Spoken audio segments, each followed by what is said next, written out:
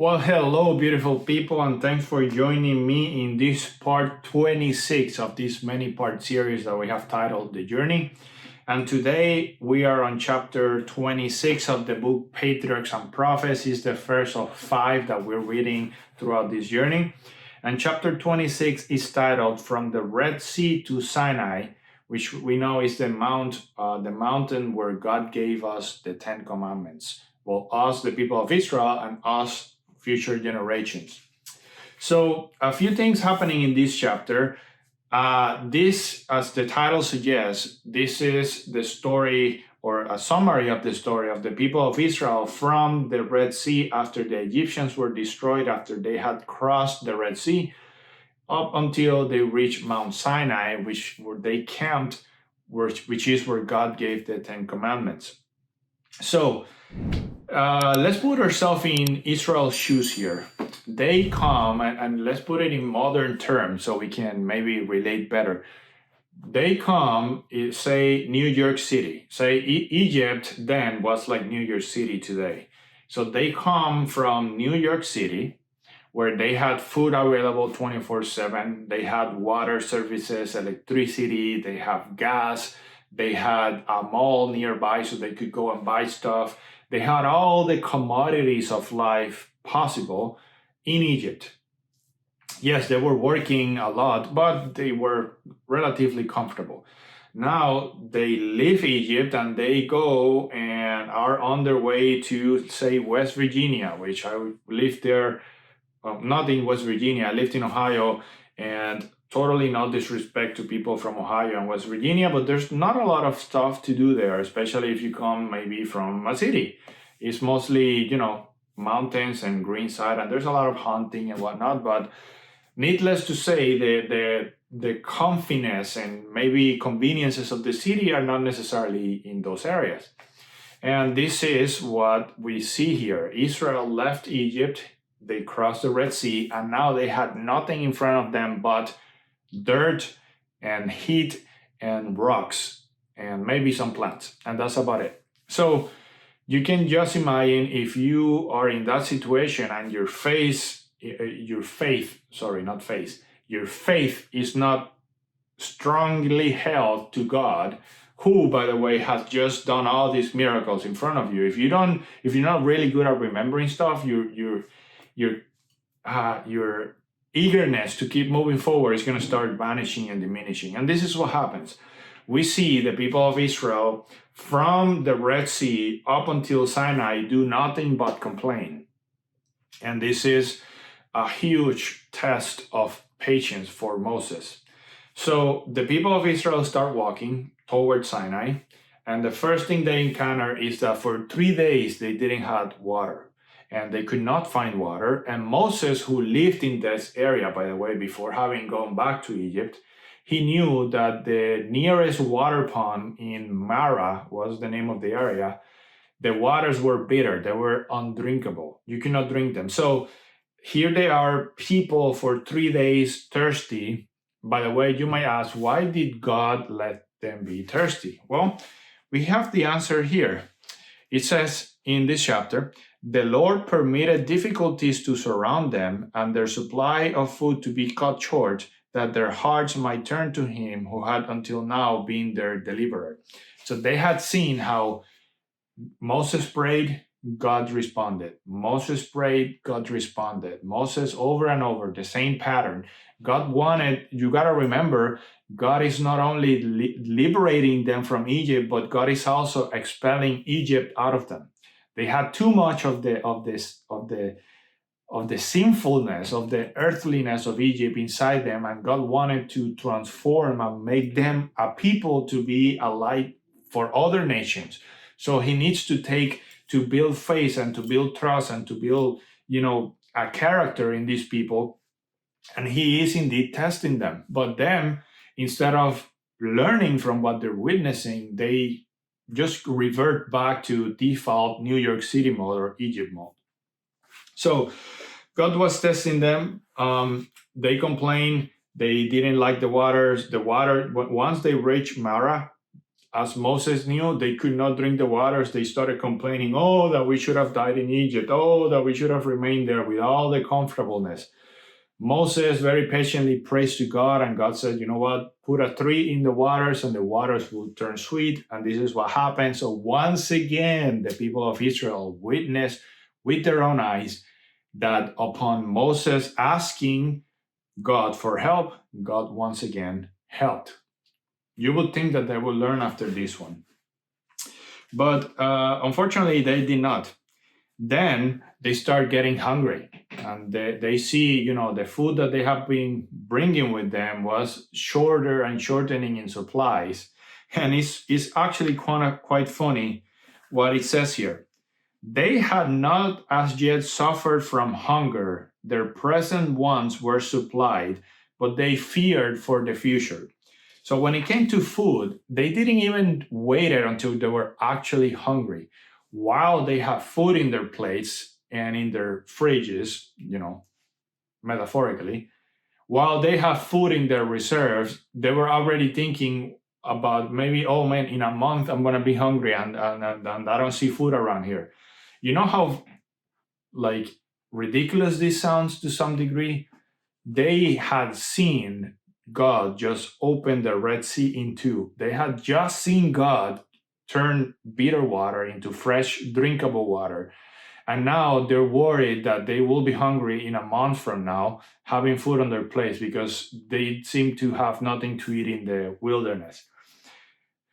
I don't know. I definitely think that Moses was truly a man of God to hold patience with these people. So once again, they start complaining, oh, that we should have died in Egypt. Oh, that we should have stayed there. Oh, that we should have. And God listens, and God, if Moses was patient, God was a billion times as patient with the people of Israel. So God once again comes down and tells Moses, don't worry, I will feed you. And this is where manna is introduced. Manna is bread that God sent from heaven. And manna was, bread that every morning when they will wake up, manna was scattered on the floor. It looked like white chunks of snow. And of course, they were eatable and you could cook with them and whatnot. So manna had two things. Two rules about manna. First off, they should only gather what they were going to eat, and they should not store bread for the next day. The next day, God will send more. And this was also a test of faith. God has said, I will provide you bread. So take for today, and don't worry, tomorrow there will be more. And the second rule was that on Fridays, because the Saturday was coming, on Fridays, they needed to pick double the portion for Friday and for Saturday. And two lessons here. First, once again, they needed to trust God's word. If for 6 days in a row he was going to send bread and in the seventh he said he didn't, he wasn't. So once again, a test of obedience to God. And second, it's a huge lesson when it comes to the topic of the Sabbath. A lot of people say that the Sabbath is only for the Jews, or that the Sabbath was only for Israel, that the Sabbath was instituted at Mount Sinai. And this is not true. At this point in time, Israel had not yet been to Sinai. So the Ten Commandments weren't a thing just yet. Yet we see people here, God asking them to keep the Sabbath in accordance to his law. So the Sabbath was not instituted at Sinai. The Sabbath was instituted at creation when God rested on the seventh day. So people during the weekdays, they will collect bread, and some of them didn't obey God and stored bread for the next day. And you know what? The next day they found the bread was rotten and filled with worms, obviously uneatable.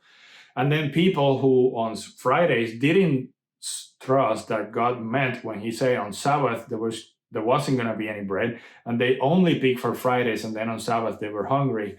And once again they started complaining, and God, obviously you're not obeying what I'm asking you to do. The Sabbath is to be kept holy. And important here to note, the people obviously you know how it is. If you go to a buffet and you go get food, you might get less than what you normally eat, and then stay hungry. Others will go all in and fill the plates, and whether you picked little manna or you picked a lot of manna, the end result was the exact same. That him who had much felt like he was full. Him who picked little felt that he was also full and satisfied. So that such is the beauty of God's blessings. Even those who picked little bread and ate what one would think was little, they were still like fully satisfied, and they didn't need to eat anymore. So manna is behind us. The Sabbath story is told. It says there's a whole page here talking about how God is very serious about the Sabbath commandment, which we'll speak more about when we get to Sinai, to the story of Sinai. But once again, they leave that area. Now they had once gotten water. They had once, they had been getting manna every day. And now they leave, they continue their ways towards Sinai, and once again, they ran out of water. And instead of going in their knees and say, God, can you please provide water? They go to Moses to complain. And you know the story. Oh, if we would have died in Egypt, we had everything there. You brought us here to die. But this time, they were so convinced themselves of that nothing, was going to happen, that it says here, they, speaking about the people, question what could be Moses' object in bringing them from Egypt. Suspicion and distrust fill their hearts, and they boldly accuse him of planning to kill them and their children by privations and hardships that he might enrich himself with their possessions. So they actually convinced themselves that Moses put himself through all of this just so he could get him out of Egypt, so he could kill them all and keep their riches. Such is so silly is the human heart when it's not aligned with God. It's not, in line with God's purposes and merits. Once again, they had seen miracle after miracle, supernatural phenomena after supernatural phenomena, and they still did not trust God. Once again, God, at this point, you will think that God will be pissed. You know how in the human terms we said third time is the, 3 times and you're out. This was the first time, at least in this chapter. If you read the Bible, I've been reading the Bible again, and I this time I took note. Every time that Israel started complaining, I put a number next to it. And I think I'm in Numbers, in the book of Numbers, and I have like 11 complaints or so that we know of that are recorded. 11 times that they complained over and over. Oh, we're going to die. Oh, we don't have food. Oh, we don't have water. Oh, we don't have... Over and over. And you would think that God will lose patience this time. But once again, as the loving Father that God is, he tells Moses, don't worry. Go to the stone that was nearby. I want you to hit the stone, and when you hit it, water will come out. Of course, Moses had no power in him whatsoever. That was God himself worked through Moses to give water to the people of Israel. And once again, they see another miracle of, seeing water, having water where there was none. Last time, in last chapter, part 25, part 25, which was titled the Exodus, we talked about how Israel needed to start walking towards the Red Sea before God opened the Red Sea, meaning they had to act in faith. And once again, it says here, yet divine strength is to be combined with human effort. Why this line is here? Because as they continue after the water incident, they were attacked. They were attacked by by a local tribe. I'm blanking out. I'm trying to find here the name. I think it's the Amalekites, if I'm pronouncing that right. Yes, the Amalekites.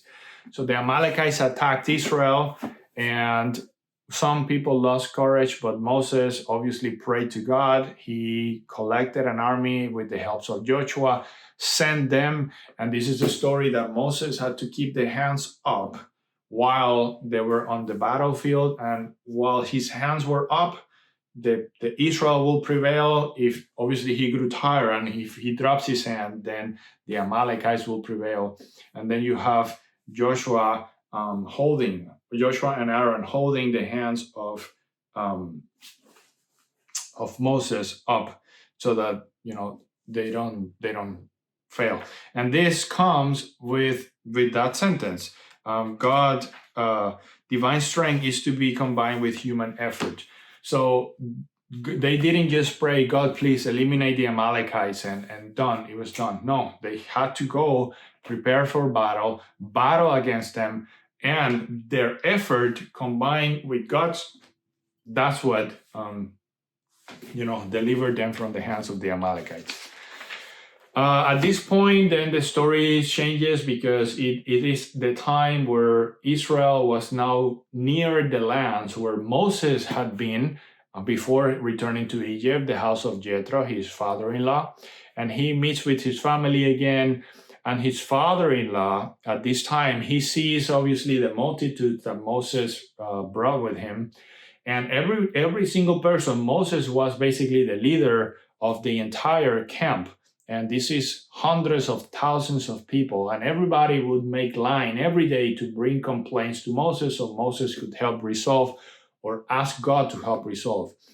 Jethro sees this, his father-in-law. He said, you're taking too much under your hands. You should pick men that are faithful to God to rule over tens and hundreds and thousands. So he could, split chores, and only the highest of the highest cases will be brought for Moses. And this is the basis of all the justice system that we know of today. We have the Supreme Court, and then we have, courts at the local levels and like the state, and you can appeal at a higher court.